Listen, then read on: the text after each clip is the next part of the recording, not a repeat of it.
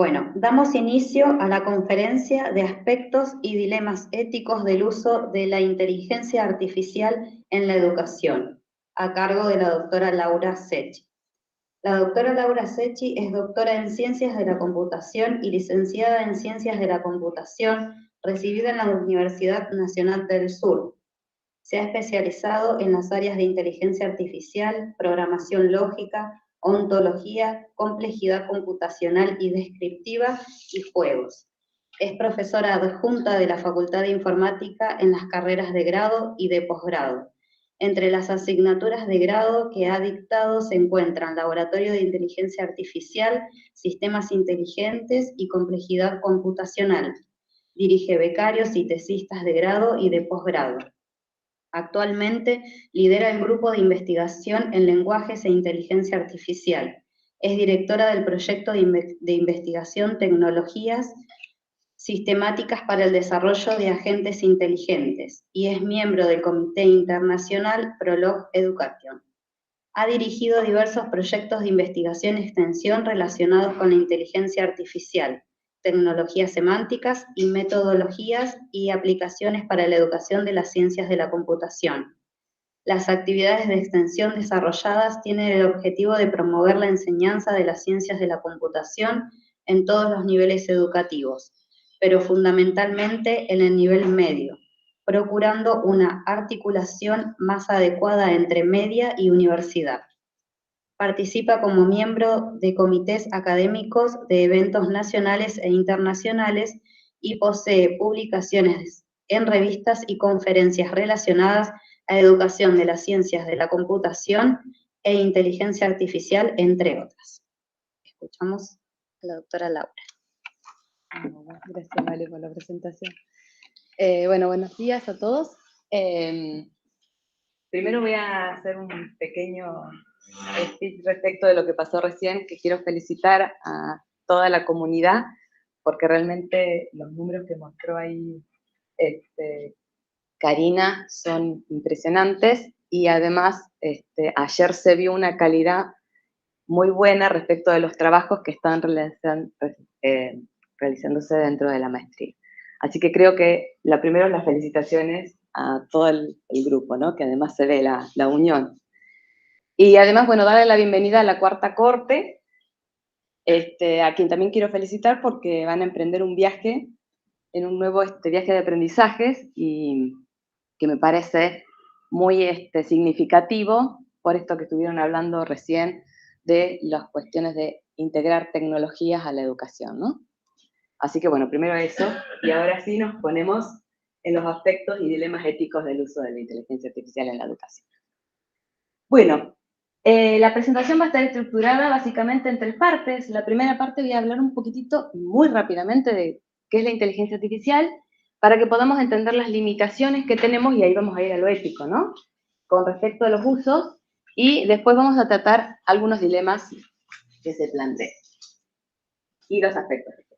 Bueno, yo quiero comentarles que la inteligencia artificial no es nueva, porque pareciera que surgió ayer o hace un año, no. Ya en el 40 estaban McCulloch y Pitt haciendo sus primeros pasos en lo que fue las redes neuronales, y proponen un primer modelo, y en el 50 Alan Turing propone un test que se llama el test de Turing, que es muy conocido, y que intenta resolver una pregunta que él mismo se plantea, que es si las máquinas pueden pensar. En el 56, este señor que está ahí, que es John McCarthy, es quien acuña el nombre de inteligencia artificial, o sea, ese nombre se lo debemos a él, ¿sí? Así que la inteligencia artificial viene de hace rato. ¿Y qué es la inteligencia artificial? Bueno, no nos ponemos de acuerdo, eso es una realidad. No hay consenso, no se tiene claro. ¿Por qué? Porque tienen tantas aristas. La inteligencia artificial se puede ver de un punto de vista más racional, de un punto de vista más psicológico, ¿sí? O sea, depende quién la intenta definir, ahí hay una nueva definición. Es por eso que este libro, que es un referente en la inteligencia artificial, que es de Norvig y Russell, propone una clasificación en 4 de todas las posibles definiciones que hay, que no voy a entrar en detalle, y que yo voy a tomar una que se aproxima y que la tomé de la UNESCO, como para darle un marco a la charla, ¿no? y que dice que las máquinas basadas en inteligencia artificial son potencialmente capaces de imitar ciertas capacidades cognitivas humanas, incluyendo características como la percepción, el aprendizaje, el razonamiento, la resolución de problemas, la interacción lingüística e incluso la producción de trabajos creativos. Y acá yo voy a reforzar dos cositas porque es lo que un poco va a guiar esta charla. La primera es las capacidades cognitivas humanas, o sea, estamos pensando dentro de esa clasificación que proponen Russell y Norvig en actuar en forma humana, o sea, en asemejarnos, ¿no? Un poco. Y la segunda cosa que quiero remarcar es lo de aprendizaje, ¿no? Vamos a intentar, la charla va a ir un poquito por ese lado. Y vuelvo a lo mismo, la inteligencia artificial no nació ayer, ¿sí? Y en esto de que parece que la estamos empezando a usar ahora, no, la veníamos usando de antes, hace bastante tiempo ya, y quizás no nos habíamos dado cuenta, pero por ejemplo, cuando buscamos una buena ruta para ir de un lugar a otro, ahí hay técnicas de inteligencia artificial.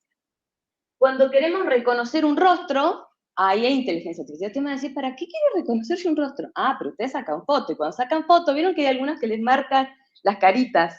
Bueno, ahí hay inteligencia artificial.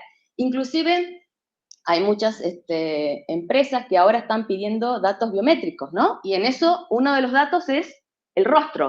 Vieron que muchas veces uno intenta hacer así y no le captó el rostro. Bueno, ahí también hay inteligencia. Cuando ustedes están escribiendo algo y les va prediciendo la siguiente palabra, y ustedes dicen, wow, ¿cómo sabía que iba a escribir esto? Bueno, ahí también hay métodos de inteligencia. ¿Quién no vio una película que le propuso Netflix? Ahí también, ¿sí? Esto es un poco más complicado, quizás, a mí no me ha pasado, me hubiera gustado, pero por ejemplo en Japón hay robots que cuando uno llega al aeropuerto, los reciben y los acompañan en el recorrido, ¿sí? Y les van guiando a dónde tienen que ir, etcétera, etcétera. Eso también ahí hay inteligencia. Y finalmente, bueno, puse ahora sí los famosos chatbots, que son los que aparecieron en este último tiempo, y acá también hay inteligencia. Bueno, todas estas aplicaciones que hay acá tienen inteligencia artificial, y algunas de ellas, no todas, ¿sí? No todas, que quede bien claro, pero lo que pasa es que vamos a conducir por ahí la charla de hoy. Muchas de estas aplicaciones están conducidas por datos. Son inteligencia artificial conducida por datos. ¿Y qué significa eso? Bueno, que atrás hay muchos datos.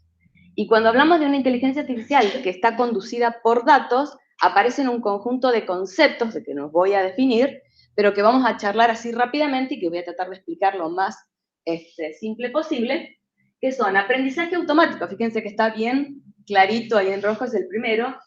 Redes neuronales, aprendizaje profundo, lo que en inglés por ahí uno llama deep learning, por ahí le suena, ¿sí? Que oyeron, deep learning, machine learning, las redes neuronales, todo lo que tiene que ver con ciencia de datos, también ahí hay datos por detrás, ¿sí? Bueno, hay un montón de conceptos que se entrelazan con esto de la inteligencia artificial conducida por los datos. Y entonces, perdón, en esto voy a hacer un pequeño ejemplito para entender qué significa aprender. Por eso en la primera slide, cuando yo dije que era inteligencia artificial, remarqué lo del aprendizaje, ¿no? Que queríamos que tuviera esa capacidad cognitiva que se pareciera hasta a los humanos, ¿no? Las máquinas. Y entonces, puse acá un ejemplito, que es un aprendizaje supervisado, pero bueno, lo podemos extender. Para el que entiende, este es un caso de supervisado. En este caso lo que tenemos son muchos datos, ¿sí? O sea, tenemos datos, y los datos acá yo le dije cuáles sí, cuáles no, para que los etiquete de algún modo. Lo que estoy tratando de hacer es que mi modelo aprenda cuál es un cuadro de Van Gogh.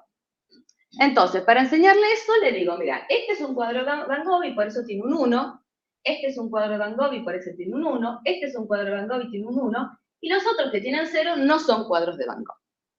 Por supuesto, habría que hacerlo a niveles mucho más grandes, ¿no? Acá es un ejemplo muy sencillo para que se comprenda el nivel. Eso entra en un algoritmo de aprendizaje, y lo que produce ese algoritmo de aprendizaje con esos datos es un modelo.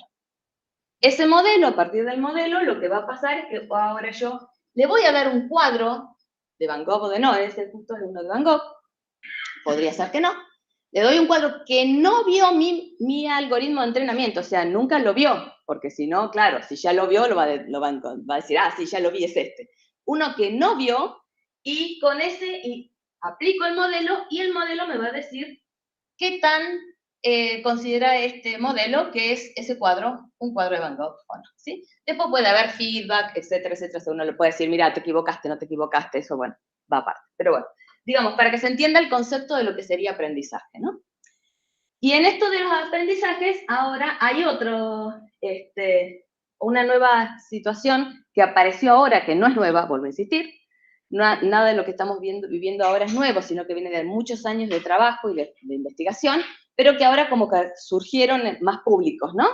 Y es la inteligencia artificial generativa. Y tomé esta definición, en muchas, pero bueno, tomé esta que me parece interesante porque dice que cuando tenemos un modelado generativo, ahí, ¿qué es? Es una técnica de inteligencia artificial que genera artefactos sintéticos analizando ejemplos de entrenamiento. ¿Vieron que yo les dije antes? Le di un montón de datos, con eso entrené, ¿sí? Entonces, lo que está haciendo la inteligencia artificial generativa es lo mismo. Toma datos y entrena. Aprende patrones. Ese modelo que generó, lo que hizo fue identificar patrones en los cuadros de Van Gogh, ¿sí? Identificó patrones quizás entre los píxeles, ¿no? Porque lo que va a analizar finalmente va a ser píxeles. Y distribuciones, y acá hago un paréntesis, porque la inteligencia artificial generativa usa probabilidades, ¿sí? Y ahora vamos a dar un ejemplito un poquito más claro. Y crea facsímiles realistas, y eso está en rojo. O sea, se parece, nos convence, pero o sea, yo le puedo pedir un cuadro de algo que se parezca a Van Gogh y me lo hace. Y yo digo, wow, es la forma en que lo haría Van Gogh, ¿sí? Pero realmente es algo que es verosímil, no es verídico, digamos, ¿sí? O sea, no es real. Bien, entonces si supongamos que, bueno, quiero remarcar que en esto de la inteligencia artificial generativa, la generación de contenido no es solo texto, ¿no? O sea, yo recién acabo de dar un ejemplo con un cuadro. Hay texto, imágenes, video, música y programas. Programas codificación, o sea, hablo de programas de computación. También los genera. Entonces puse acá un pequeño ejemplito así para podamos entender cómo es la generación de lo que ustedes vayan a lograr, ¿no? Puede ser texto, bueno, yo acá puse texto, pero puede ser imagen, muy simple, aclaro, sin entrar en detalles, pero para que se entiendan los conceptos. Supongamos que quiero generar texto, que es un poco lo que hace el ChatGPT o lo que conocemos, digamos, algunos de los de Google, el Bard, o algún otro de los chatbot que conocemos. ¿Qué pasó? Primero tomaron datos, ¿de dónde? De la web. Datos, muchos, pero muchos datos, ¿sí? Esos datos entraron a un algoritmo de aprendizaje, particularmente los de redes neuronales profundas, o sea, se usó Deep Learning, ¿sí? Y se generó también un modelo. Solo que este modelo, en vez de predecir, ¿sí? Como el anterior, ahora genera. Pero es el mismo concepto. Entonces ahora yo ingreso un texto, pasa por ese modelo, y, por ejemplo, genera un texto nuevo. Por eso ustedes, los que hayan usado y ponen un prompt, ese sería el texto de entrada, genera algo en función de ese prompt que ustedes pusieron. Entonces esta sería como la idea genérica para que pudieran entender cómo se maneja la generación de texto. Ahora, en esta generación de texto, en esos modelos que se han generado, yo dije, logra encontrar patrones, pero además usa distribuciones probabilísticas. Y ahí el punto está en que cuando genera, lo que hace es buscar cuál es la probabilidad, vamos a pensarlo en predecir palabras, ¿vieron cuando vamos escribiendo y nos van prediciendo las palabras? ¿Cuál es la probabilidad de que la siguiente palabra en ese contexto, en esa frase, sea esta? Entonces, supongamos que yo ahora les digo que voy a saludarlos y les digo, hola, ¿qué? ¿Cuál es la palabra que se les vino a la mente inmediatamente y yo no la dije? Tal. Exactamente. Esa es la palabra que todo el mundo se le vino a la mente. La probabilidad de que hubiera sido esa la palabra es muy alta. Ahora, yo podría haber dicho también, hola, ¿qué emoción tengo de estar acá? Y también era válida, pero a nadie se le ocurre, porque esa tiene menos probabilidad. Entonces, la generación de lo que ustedes vayan a producir, texto, lo que sea, se hace de esa forma, salvando, digamos, bastante de respecto del modelo matemático, ¿no? Pero es más o menos así, o sea, lo que vamos a hacer es producir un texto, ¿sí? que tiene una cierta distribución probabilística en un contexto, en un contexto. Por eso yo antes les dije voy a saludarlos, ¿sí? Entonces ese fue el contexto, y entonces en ese contexto, en esa frase, la probabilidad era esa. Bien, dicho todo esto, entonces ahora sí, les voy a resumir un poquito para que quede el concepto. Inteligencia artificial en nuestro área, tenemos como un subárea el aprendizaje automático, las redes neuronales y el aprendizaje profundo, que es donde nos fuimos metiendo despacito. Porque por ahí vamos a conducir un poco la charla. Si bien la inteligencia artificial está en la educación en muchos aspectos, la charla un poco la voy a conducir por ese lado porque creo que es lo que está más ahora digamos, en furor, ¿no?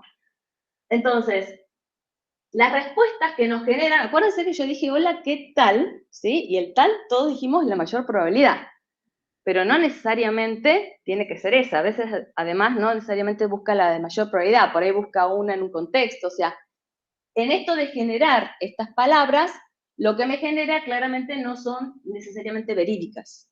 Por eso, ¿sí? Porque está buscando probabilidades de que pase tal cosa, sino que son verosímiles. Bien, entonces ahí lo primero que tenemos que tener es capacidad, y esta es una limitación, ¿no? De verificar esas respuestas. O sea, a mí me da una respuesta, yo tengo que tener la capacidad de poder verificarla. Ya sea por mi experticia, porque esa es una forma, o sea, yo pregunto algo de un tema que conozco y yo puedo determinar si me está contestando bien o mal, o las fuentes. Esas son la otra forma.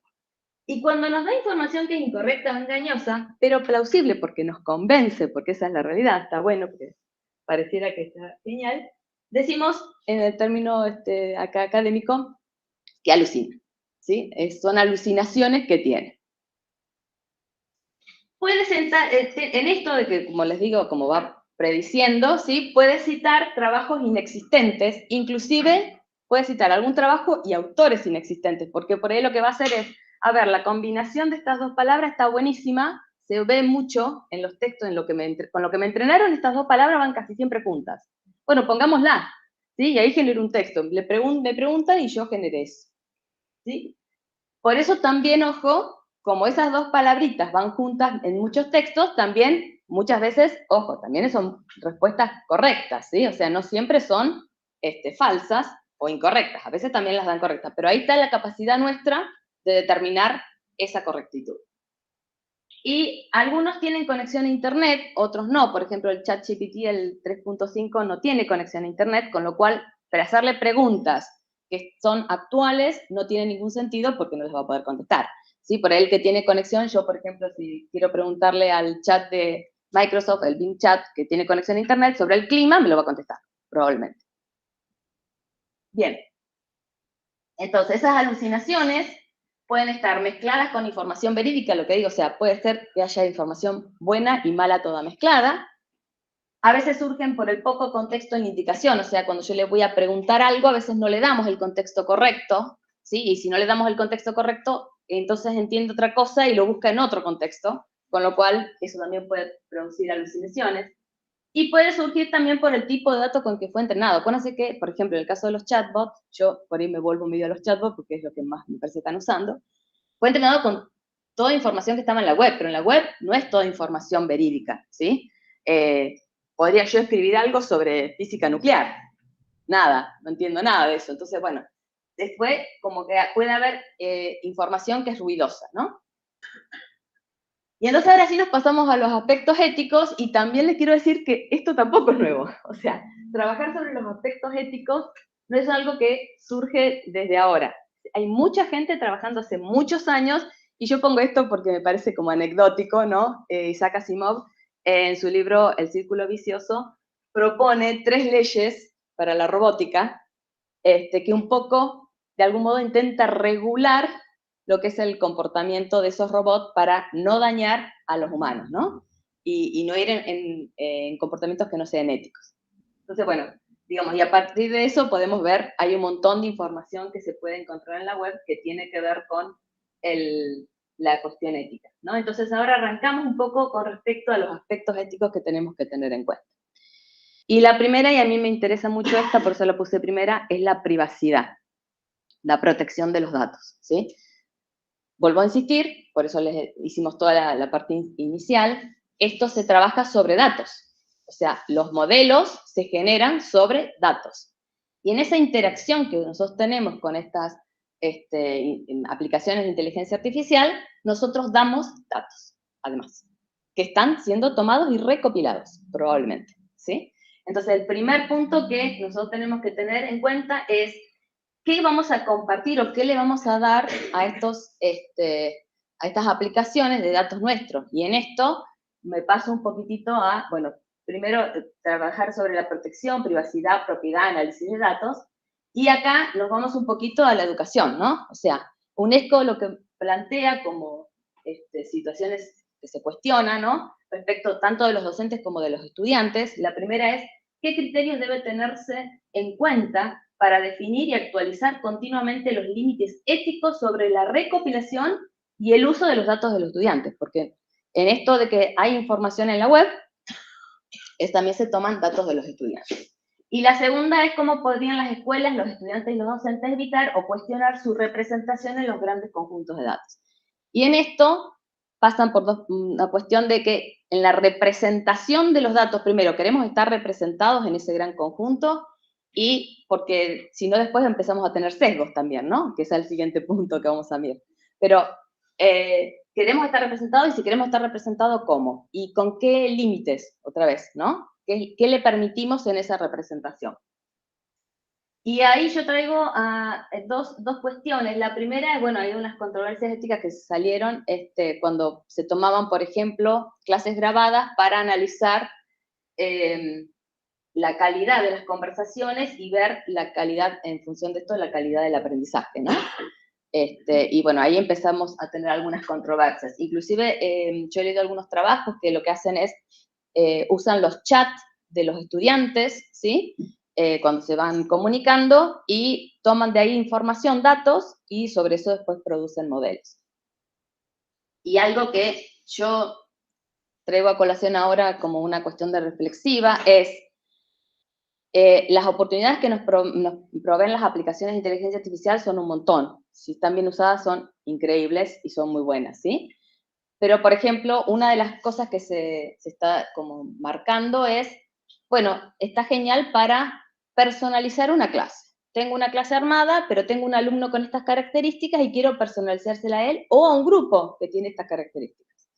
Cuando ingresamos los prompts ahí, la idea es dar un contexto suficientemente amplio, bien, aparte, no amplio, al contrario, digamos, más bien estrecho, que cubra exactamente esa necesidad, y en esa cuestión de darle la información exacta, personalizada, uno por ahí podría cometer el error de dar información sensible de ese grupo o de ese alumno, ¿no?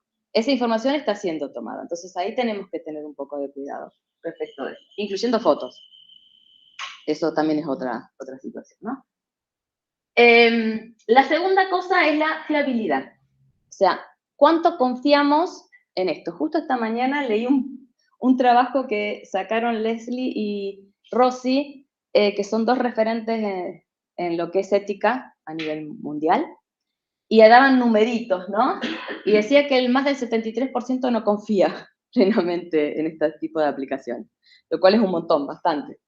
Entonces, ¿cuánto confiamos en las respuestas que me dan? Y acá otra vez, no solamente el docente, sino el estudiante. Y en esto, acá yo creo que tenemos que tener pensamiento crítico absoluto, ¿sí? Para poder determinar qué cosas están bien y qué cosas están mal. Capacidad de determinar esto. Lo que normalmente llamamos fact-checking, ¿sí? O sea, el chequeo del dato que sea correcto, ¿sí? Y en el entorno educativo, por supuesto, esto es crucial porque nosotros queremos garantizar esta... O sea, si vamos a decirle, vamos a buscar algo con un chat, bueno, hay que tener cuidado de que la persona que lo recibe, esa respuesta, tenga capacidad de determinar exactamente si es o no correcta esa información. El tercer aspecto ético que yo quería mencionar tiene que ver con los sesgos. Esto viene de datos, ¿no es cierto? Entonces, acá van a aparecer, por ejemplo, si ustedes quieren hacer, yo puse ahí enumerar 10 tenistas, Si quisiera, podría haberlo puesto. Lo podría haber puesto, no me di cuenta. Si hubiera querido poner, acá pongo 10 tenistas nomás. Y en esto, para ver qué me daba, ¿no? Y otra pregunta que estaría muy interesante hacer, que no puse los resultados, pero se las dejo para que la hagan, es si podrían crear una imagen de una mujer o un hombre bello, bella, guapa, guapo, como fuese, ¿no? A ver qué son los resultados. Y en esto pongo acá lo que aparece, que desde allá yo creo que no se ve, porque apenas lo estoy viendo yo de acá cerquita, lo que me dio uno de los chats, ¿no? Y lo que me da es un listado de 10 tenistas, ¿sí? Todos hombres. Se ve que por el contexto, o quizás por digamos, porque sabe dónde estoy ubicada yo, que estoy en Argentina, me puso los últimos dos que son Vilas y Del Potro, o sea que por lo menos me sugirió alguno argentino o alguno latinoamericano, o sea que ahí, bueno, como que el sesgo empieza a caer. De todos modos, no hay mujeres. Quizás yo en realidad no le dije si quería mujeres o hombres, yo puse 10 tenistas, ¿sí? O sea que ahí hay un sesgo, ¿sí? Que se va produciendo. Que estos sesgos se empiezan como a manejar porque justamente como se han advertido, los siguientes modelos empiezan a tratar de solucionar, ¿sí? ¿Y esto por qué aparece? Bueno, esto aparece otra vez porque está basado en datos. Por eso inicié la charla diciendo es inteligencia artificial basada en datos, conducida por los datos. Entonces, como está conducida por los datos, esos datos ya están sesgados, generalmente porque la sociedad está sesgada de algún modo, ¿no? O sea, eso se va de algún modo transmitiendo a los datos. ¿Y en qué va a depender esto? Digamos, de manejar el sesgo. Y hay una pregunta que me parece interesante. ¿Cómo garantizamos que la inteligencia artificial promueva la igualdad de los individuos o grupos en lugar de reforzar esos estereotipos, ¿no? Eso es un punto que tendríamos que plantearnos. ¿Y esto de qué va a depender? Bueno, primero de cómo se recolectan los datos. Por eso las preguntas anteriores tenían que ver con si vamos a estar representados en esos datos y cómo. Entonces, y además, ¿quién va a recolectar los datos?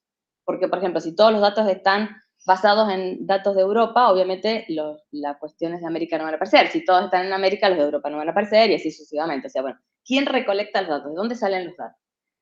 Y a veces la intencionalidad también de la pregunta, porque a veces la pregunta ya está viciada, entonces el sesgo por ahí aparece en la respuesta, pero porque la pregunta ya es intencional, ¿no? Esas cosas hay que tenerlas en cuenta cuando uno hace trabajos. Entonces, lo que tendríamos que tratar de trabajar es, los datos van a contener sesgos humanos porque estamos en eso, pero las predicciones van a ser sesgadas seguramente, pero la cuestión acá, igual o más, la cuestión es cómo tratamos nosotros como educadores, cuando usamos esto, ¿sí? Tratar de que eso se minimice en las respuestas, o por lo menos hacerles entender a los estudiantes que esto va a pasar y cómo podemos contextualizar estas situaciones. Bueno, ahí lo que puse, ¿no? Los sistemas de inteligencia artificial conducidos por datos pueden producir y difundir este contenido que va a estar discriminando o reforzando estereotipos, ya sea de género o de otro tipo, ¿no? O sea, cualquiera sea. El siguiente aspecto ético que tenemos que tener en cuenta es la equidad y la inclusión, ¿no? O sea, tratar de que todos estemos garantizando, como docentes, que nuestros estudiantes, si lo vamos a usar, que tengan acceso. Eso es fundamental. Y en esto de las desigualdades, en la cuestión equitativa, yo traigo una anécdota respecto de que por ahí también les pasa, a mí me ha pasado, cuando googleo algo, yo trato de buscarlo en inglés. ¿Por qué? Porque la mayor cantidad de contenido es muy probable que esté en inglés. Si uno lo googlea en castellano, es muy probable que aparezcan pocas cosas, en cambio en inglés aparecen más. Y eso mismo pasa con los datos. ¿Por qué? Porque tomaron todo lo del internet. Y en internet hay muchas cosas que están, obviamente, en inglés. Ni hablar si nosotros buscamos algo en un idioma que sea, porque, por ejemplo, el ChatGPT, el 3.5, puede contestar en muchos idiomas, ¿sí? Ni hablar si hablamos de un lenguaje, un idioma que sea muy, muy particular, ¿no? Ahí ya las posibilidades de respuestas van a ser menores. La otra cuestión que hay que tener en cuenta es la producción de contenido ofensivo. Es decir, cuando nosotros trabajamos con este tipo de inteligencia artificial generativa, puede producir texto que pueda ser ofensivo, ¿sí? si bien hay un conjunto de barreras que se han puesto y hay, cuando se los entrenó se hizo lo que se llama un ajuste y hay todo un sistema por detrás que trabajaron con aprendizaje por refuerzo para ajustar el modelo y evitar un montón de cosas, entre esas estas. Por supuesto está ajustado a lo que fue pasando en ese momento. Podría pasar que después que no hubieran tenido en cuenta alguna de las situaciones, ¿no? Entonces, bueno, eso hay que tenerlo en cuenta. La otra cosa que hay que tener en cuenta es la cuestión de la explicación, ¿sí? O sea, podemos explicar lo que me produce, y en esto hay toda una línea que tiene que ver con la inteligencia artificial explicable, ¿sí? Que la idea es que estas explicaciones sean de calidad intuitiva, interpretables, y entendibles por los humanos. O sea, me responde, me dice por qué, y yo tengo que poder entender. Eso tiene que quedar ahí claro. ¿Y por qué queremos que sean explicables? Bueno, primero para evitar la cuestión de la caja negra, o sea, que no sepamos, entra, sale y no sabemos qué pasó en el medio. La segunda, porque los usuarios tenemos derecho a la explicación, ¿sí? Y yo ahí me pongo, salgámonos de nuestra área de docencia y pongámonos en medicina. Si yo voy al médico y el médico me dice, te tenés que operar, y yo le digo, ¿por qué? Porque me lo dijo acá en la aplicación. Ah, ¿y la aplicación por qué llegó a esa conclusión? Y no sé, porque no me lo puede explicar. Bueno, digamos, lo voy a pensar, ¿no? Entonces, la explicación es muy importante. Y en nuestros estudiantes yo creo que es fundamental. O sea, cuando llegan a una solución, la explicación de por qué llegaron a esa solución, el proceso, tiene que estar. Entonces ahí, quizás, viéndolo desde el punto de vista del prompt, quizás en los prompts hay que ya pedirle el proceso, algunas veces lo resuelve bien, y nos da un proceso que fue el que fue construyendo. Entonces, la explicación, pero en general, lo que tiene que ver con esto de inteligencia artificial generativa no puede explicar el proceso dentro del modelo, porque lo que les dije, está basado en números, en probabilidades. O sea, si volvemos al ejemplo del cuadro de Van Gogh, 0,83. ¿Por qué? Bueno, 0,83, ya está, es eso, ¿sí? Ese es el punto. Ahora hay una nueva tendencia de tratar de mezclar varias técnicas de inteligencia artificial, entre esas la neurosimbólica, y en esas lo que se está tratando de estudiar es justamente esto de poder solucionar algunos de los problemas que las aplicaciones que están basadas solamente en cuestiones más numéricas no pueden resolver. Pero por ahora, digamos, lo que estaría más en este momento por eso digo, esto puede cambiar, ¿no? Pero en este momento no habría una explicación muy adecuada. Y bueno, acá el NIST propone un conjunto de principios en los cuales deberían basarse las inteligencias artificiales, las aplicaciones de inteligencia artificial que tendrían que ser explicadas. La última cuestión de aspectos éticos que vamos a charlar tiene que ver con quién asume la responsabilidad. Yo le dije a alguna aplicación, haceme una secuencia didáctica para una clase de tal cosa. Me la sacó hasta con rúbrica, porque hasta con rúbrica la saca. Es impresionante, muy bueno. Ahora, yo la pongo en práctica y pasa algo, hay consecuencias a partir de esa. ¿Quién es responsable de esas consecuencias? Bueno, ahí los responsables somos nosotros, las personas, que tomamos la decisión de usarlo, ¿sí? Lo mismo va a pasar con cualquier otra decisión que tomemos. Y en eso, la Argentina ya ha empezado a avanzar un poco, en el mundo también, obviamente ya sé, pero puse lo de Argentina porque me pareció interesante. Ya hay unas recomendaciones para una inteligencia artificial fiable, ahí está la disposición, y en esa claramente dice que la toma de decisión es responsabilidad del humano. La aplicación de inteligencia artificial puede decidir, de sugerir, ¿sí? Pero la decisión final, me opero o no me opero, es del doctor, ¿sí? Y las responsabilidades pasan por el doctor en ese caso. Bien, y ahí nos pasamos a algunos dilemas éticos, que es la otra parte, porque todo esto tiene que ver con el aspecto ético que tenemos que tener en cuenta cuando lo usemos, ¿sí? En el uso. Pero ahora aparecen otras cosas que tienen que ver con los dilemas éticos. Acá aparecen un montón de preguntas que además en general nos han sido muy nuevas, pero estas surgen fundamentalmente con la generación de texto o imágenes o música, ¿sí? Y tiene que ver con los derechos de autor. ¿Por qué? Y hay dos cosas que tener en cuenta respecto a los derechos de autor. La primera es que no está del todo claro, y de hecho hay mucha gente que está como preguntando y haciendo como ya algunas actividades en función de esto, no está muy claro si los datos con los que se entrenaron a esas aplicaciones no están infringiendo derechos de autor. O sea, ¿cómo sé si yo no tomó, por decir algo, un libro que tenía derechos de autor y ahora está usando eso para generar nuevo texto?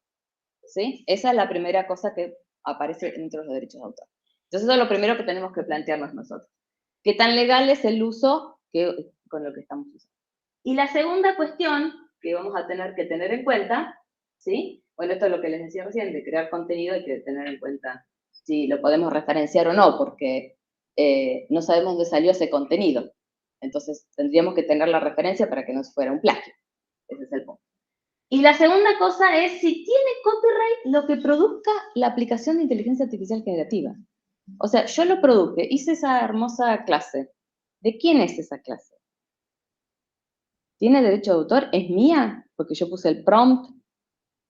¿Es del chat o de la aplicación que usé? ¿De quién es el derecho de autor, no? Y la pregunta acá es, las obras creadas por humanos, utilizando herramientas de IA generativa, ¿tienen derecho a protección de derecho de autor? Esa es la primera cuestión. ¿Tienen derecho a ser protegidos? Y hay toda una línea ahora que está yendo a favor de que no tuvieron protección. O sea que si lo generó una aplicación de inteligencia artificial generativa, sea pública. Entonces, ahí pensemos, y ahí después venimos al siguiente, pero ¿qué pasa con las tesis? ¿Sí? O sea, cuando generamos una tesis, cuando estamos haciendo una tarea domiciliaria, ¿sí? Le damos una tarea domiciliaria al estudiante y el estudiante tiene acceso, por supuesto. Entonces, estas cositas, ahí, bueno, plantearlas, ¿no? ¿Cuál es fíjense que la segunda es cómo determinamos la implicación humana en la expresión de la obra. O sea, ¿cómo podemos separar? Porque capaz que yo hice un montón y se lo di para que me diera la última vuelta. O no, o tiré las ideas y me dio el escrito, ¿sí? O sea, ¿cuál es la división ahí? Ese es el primer punto de los dilemas éticos que hay que tener en cuenta. La segunda, que un poco ayer ya estuvimos como empezando a comentar, la integridad académica. Es decir, ¿cómo hacemos para mantenerla? Y ahí un poco es la idea de que los estudiantes, los docentes, los investigadores y todos los miembros de la comunidad académica actúan de forma honesta, confiable, con respecto a responsabilidad, ¿sí? O sea, que vayamos en el sentido correcto, ético, ¿sí? Y acá entonces aparece el concepto de la deshonestidad académica, que ya la pandemia la había traído, ¿no? Porque cuando apareció la pandemia lo primero que resurgió fue lo de la deshonestidad académica. Y en esto lo que tendríamos que, creo yo, redefinirnos nosotros mismos es ¿qué es deshonestidad académica o engaño ahora? ¿Qué vamos a considerar con nuestros estudiantes, con nosotros mismos? Porque nosotros mismos estamos generando clases. Entonces, ¿esa clase está bien? ¿Era correcta? ¿Sí? O sea, ¿es algo que corresponde? Y obviamente, como no es la primera vez que nos estamos enfrentando a una tecnología que es disruptiva, ya vinieron las calculadoras, internet, etcétera, etcétera, lo que tenemos que acá otra vez es marcar la regulación, es decir, ¿cuál es el marco ético? Es decir, la calculadora apareció y nosotros no se lo dábamos a los niños. Dijimos, bueno, hasta acá, ¿sí? Y después, bueno, en tal momento sí, ya lo podés usar, era ético. Y esto va a permitir, bueno, acá es lo mismo, tenemos que empezar a marcarnos cuál es el buen uso y dónde lo vamos a permitir y en qué. Y entonces, esta imagen me pareció muy clara, es de Matt Miller, y lo que propone es un espectro de la parte de arriba, dice, está todo creado por un bot, dice creado por bot, ahí, entonces, digamos lo que el comentario sería que el prompt que puso el usuario o el estudiante, digamos, en la aplicación, ¿sí? Generó una respuesta y él se copió la respuesta y la envió. Eso fue todo. O sea, todo lo hizo el bot. Hizo un prompt, lo generó el bot y lo mandó. Y la última, la de abajo, es el estudiante escribió todo, pero no consultó ni a una aplicación de inteligencia artificial, ni siquiera internet, propone él. ¿Sí? Ninguna. O sea, está Entre esas dos, propone estos, y hay un cuadrito que es más amplio, pero se veía menos, así que puse este.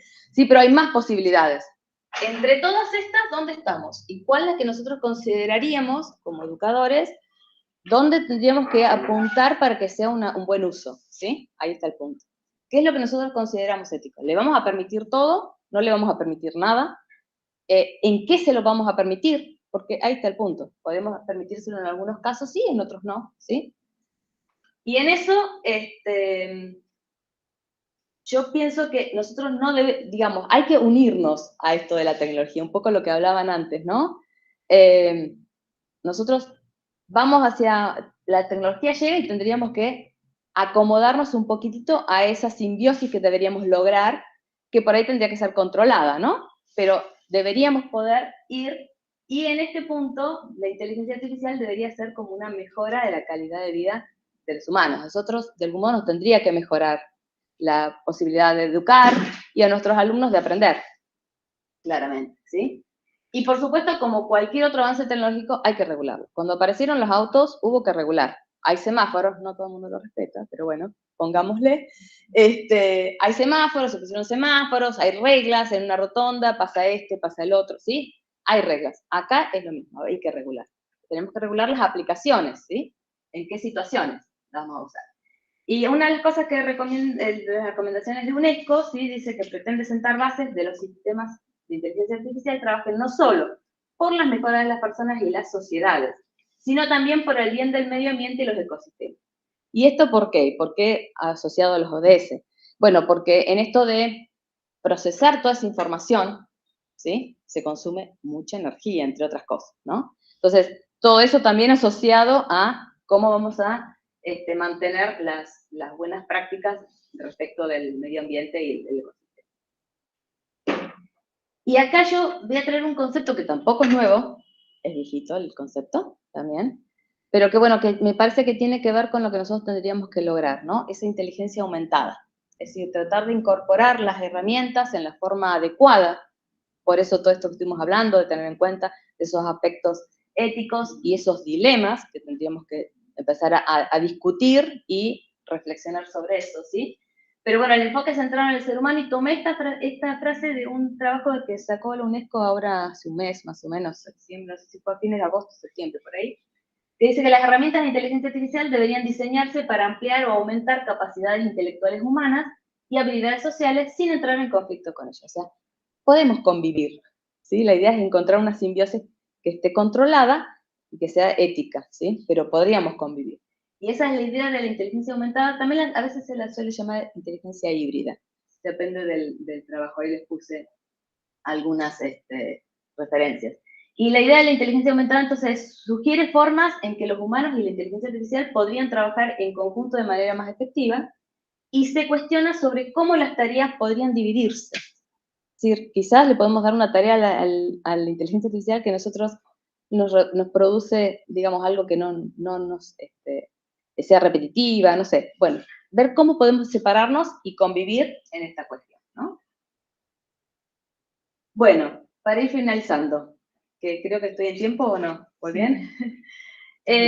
Propuesta de hoja de rutas para nosotros primero. Primero nosotros, nos ponemos en esto, ¿no?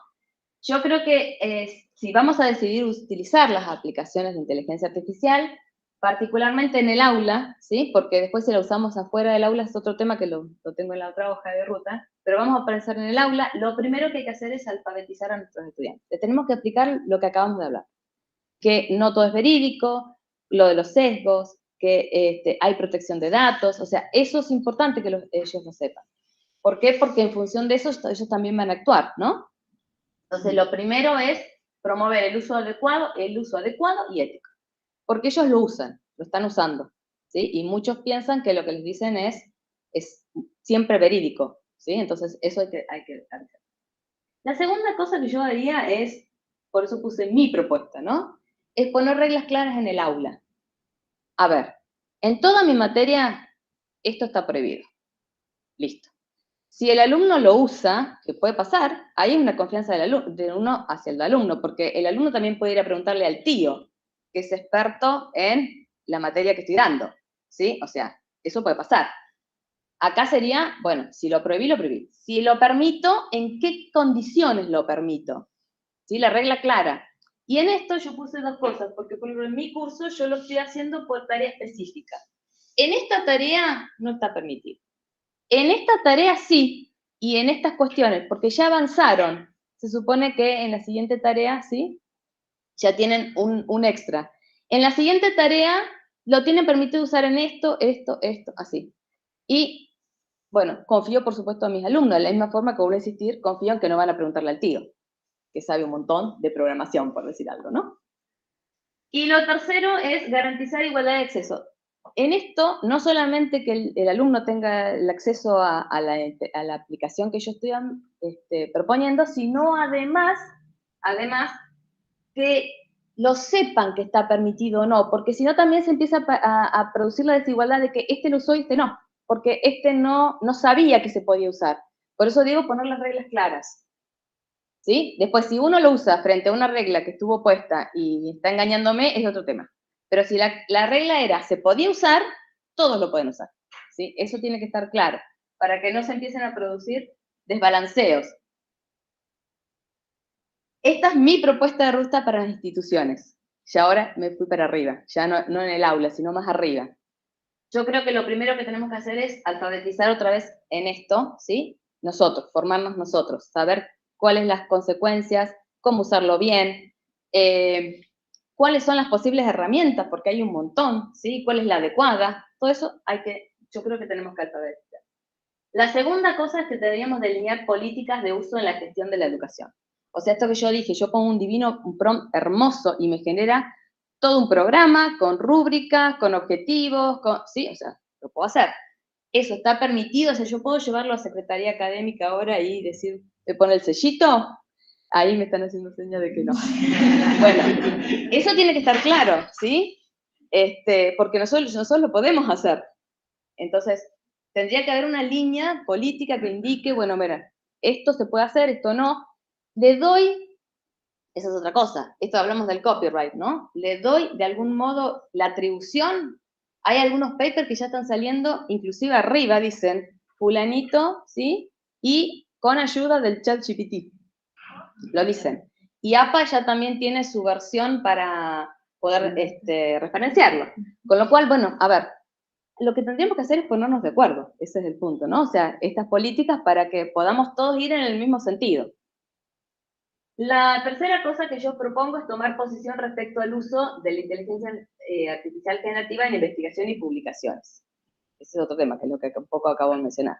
¿Cuánto permitimos en esto de las investigaciones y la escritura o en las ideas? Porque las ideas también se pueden sacar. Delinear políticas de uso en el aula, incorporando el uso ético de la inteligencia artificial generativa en la enseñanza, el aprendizaje y la evaluación.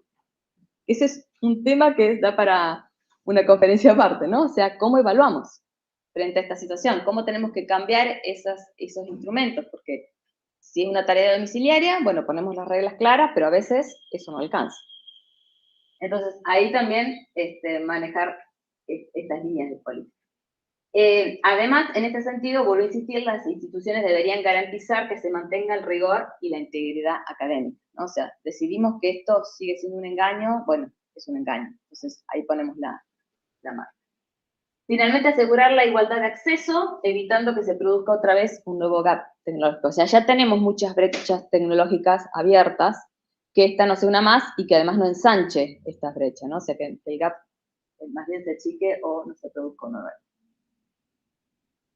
Bueno, para finalizar, traigo una frase que dijo Andrew Ng, que es un referente en lo que es Machine Learning y Deep Learning, es alguien a quien realmente admiro un montón, y él dijo así, yo lo voy a transformar un poquitito, pero del mismo modo que la electricidad transformó casi todo 100 años atrás, hoy realmente me cuesta pensar en una industria, y yo pienso cambiar la palabra industria, digamos, en cualquier dominio, porque él habló de industria, pero en ese momento era el contexto, que no sea transformada por la IA en los próximos años. ¿Sí? Está atravesando todos los dominios, ¿sí? Y la educación no está fuera, es una de los que está atravesando. Entonces, bueno, acá yo creo que la IA usada en forma ética tiene potencial, ¿sí? Y provee nuevas oportunidades para todos. Yo creo que acá lo que tenemos que buscar es una simbiosis entre la inteligencia artificial y la educación, que esté controlada, que sea ética, ¿sí? Y que pueda aportar a mejorar la calidad de vida de todos nosotros. Bueno, estoy para preguntas. Un lujo. Sí.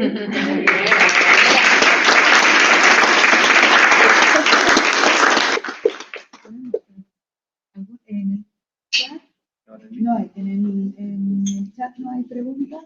En el mismo no estamos entrando a nadie. Ah, bueno. Y no se ve los docentes antes de que nos saquen.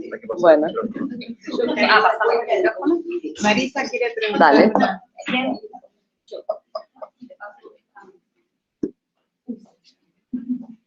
Bueno, primero quiero decir que me encantó tu presentación. Gracias, Marisa. Vos hablaste de deshonestidad académica y en ese esquema que mostraste desde todo plagio, todo copia, autoría total, mencionabas cuánto yo voy a permitir, por ejemplo, en un determinado trabajo que le doy a los alumnos, cuánto voy a permitir que se emplee la inteligencia artificial, o inclusive decías, bueno, voy a poner reglas. No, definitivamente no deben usar inteligencia artificial.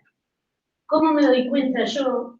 Pregunto desde el desconocimiento porque no soy usuaria de inteligencia artificial. Entonces, ¿cómo me doy cuenta yo de que el alumno usó inteligencia artificial? No hay forma. No hay forma. Claro.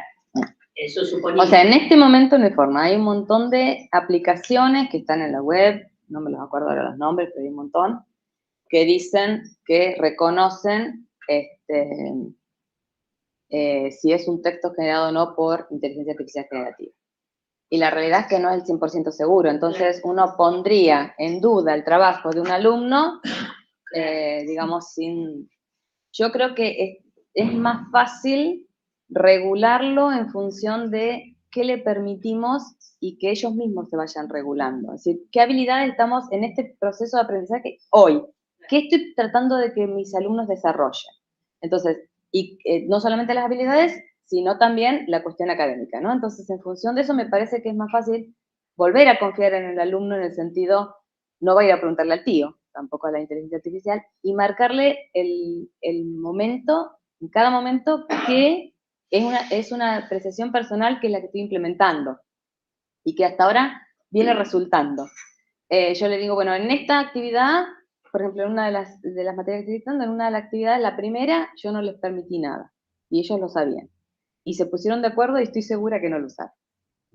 Estoy segura porque son alumnos de 5º año, son alumnos en los que, además ellos mismos, nos propusimos ponernos de acuerdo. Ya en la segunda actividad, la primera actividad tenía unos objetivos, en la segunda ya estaban cumplidos, ya podés usarlo para eso. O sea, si yo tengo que repetir, bueno, podés tenerlo como manual de manejo de esto, o podés tenerlo para aquello, sí, es la única. Me parece que es lo más viable por ahora. No hay una aplicación 100% segura y de hecho hay un montón de casos de profesores que han dicho que el alumno lo había hecho con alguna de estas aplicaciones y era mentira.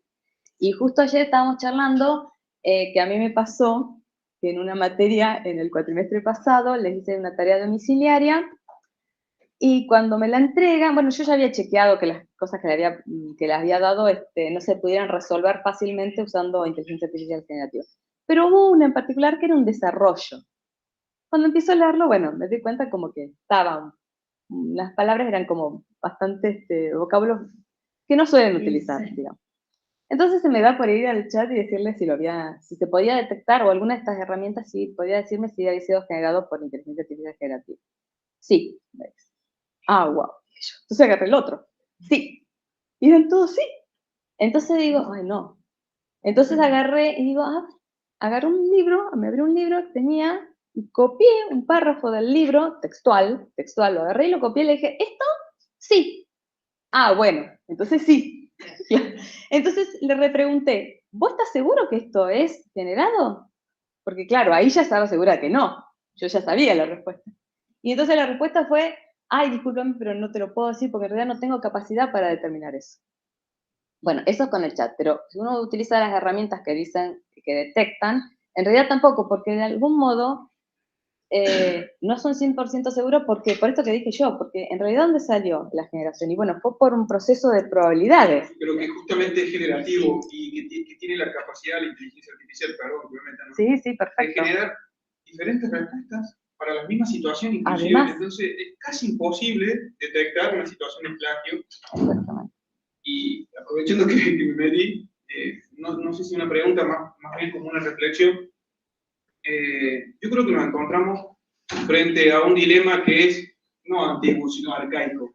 Una nueva tecnología, el miedo a cómo la implementamos, la primera reacción de no la implementemos, ¿qué tiene que ver y que termina desembocando en lo mismo de siempre? El uso. ¿Cómo le damos uso a esta nueva tecnología? El uso correcto para que beneficie algún proceso, en este caso educación, pueden ser otras disciplinas, pero creo que se centra en eso. ¿Cómo hacemos para que la inteligencia artificial tenga un buen uso? En nuestro caso, para la educación. Lo dijiste, Laura, en casi todas las diapositivas, nos enfrentamos a situaciones que ya las conocemos desde hace muchísimos años. Plagio, veracidad de los datos. Lo que ahora le preguntamos a ChatGPT, se lo preguntamos a Google, o sea, ya lo hacíamos. Ya lo hacíamos, ¿sí? exactamente.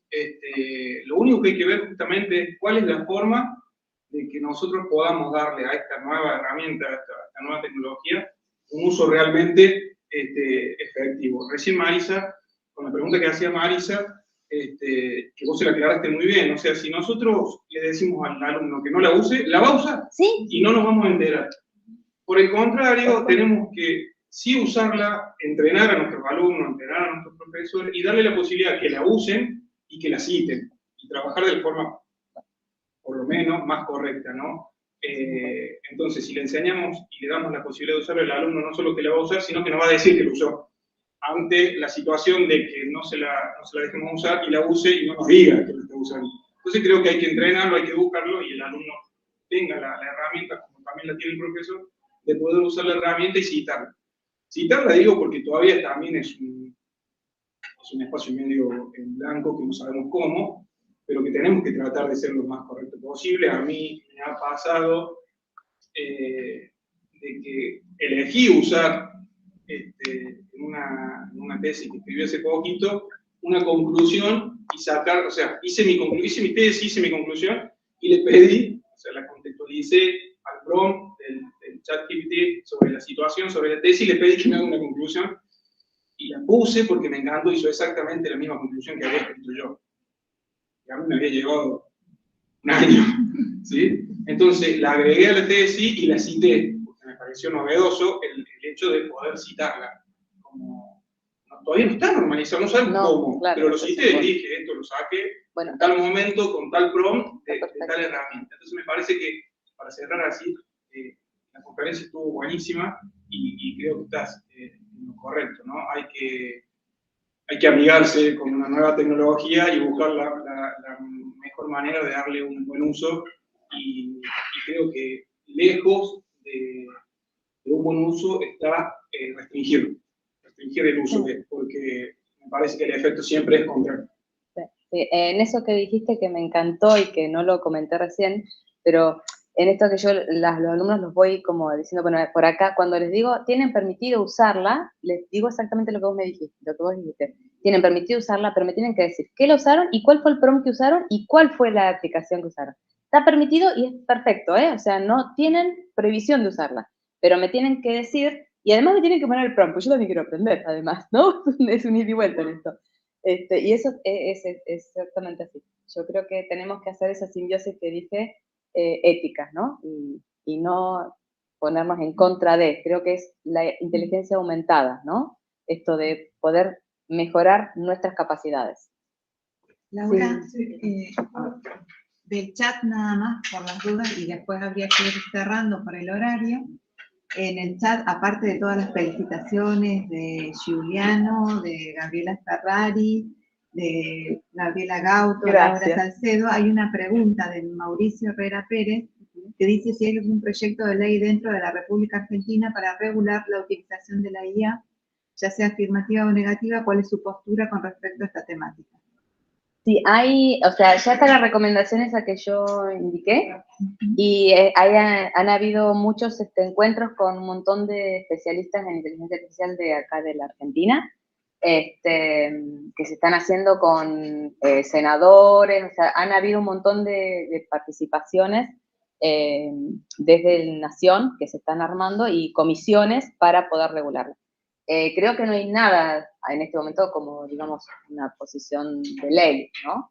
Sí, las recomendaciones son realmente válidas y además, valga la redundancia, las recomiendo leer, porque en eso también está la cuestión, todo esto que estuvimos hablando de los aspectos éticos están como marcados, lo cual me parece fantástico, inclusive la parte de sostenibilidad, que tiene que ver con todo el medio ambiente, etcétera, y esto que marqué fuertemente de que las decisiones por ahora están, según las recomendaciones, y yo creo que también tiene que ver por ahora en esto, están tomadas por los humanos. Muchas gracias. Jackie.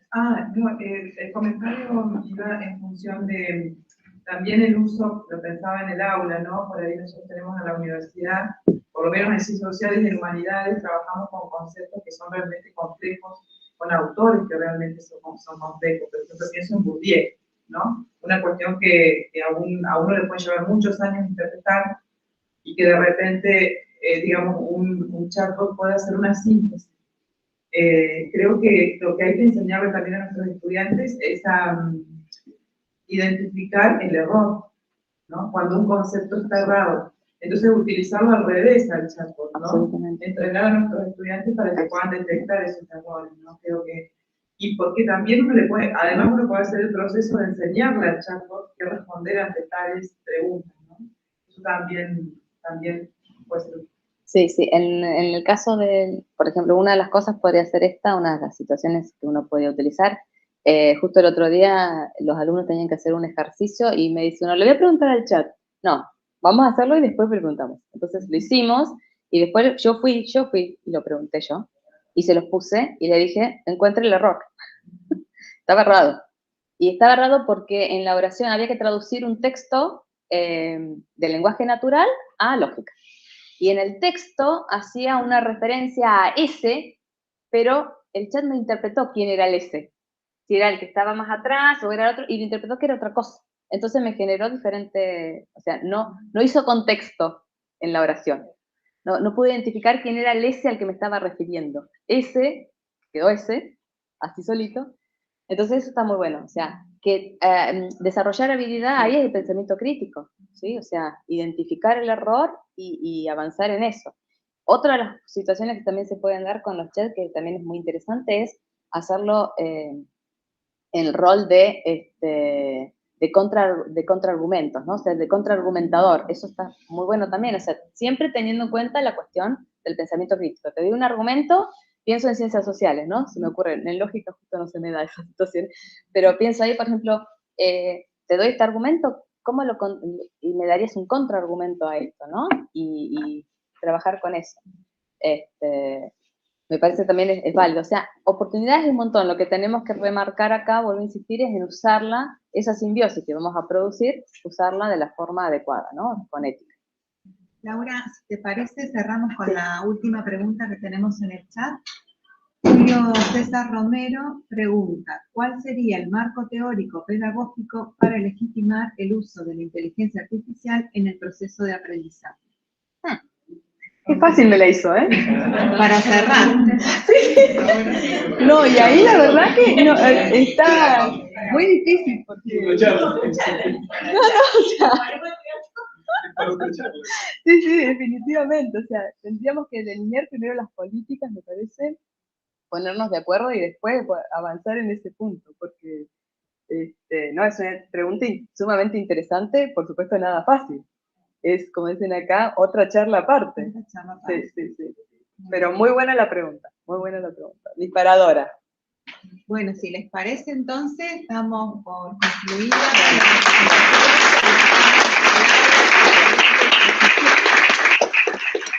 Las preguntas que quedan en el chat después las retomaremos y pasaremos para cuando tengan su tiempo contestar. Sí, gracias. Muchas gracias. Bueno, y nosotros entonces, para no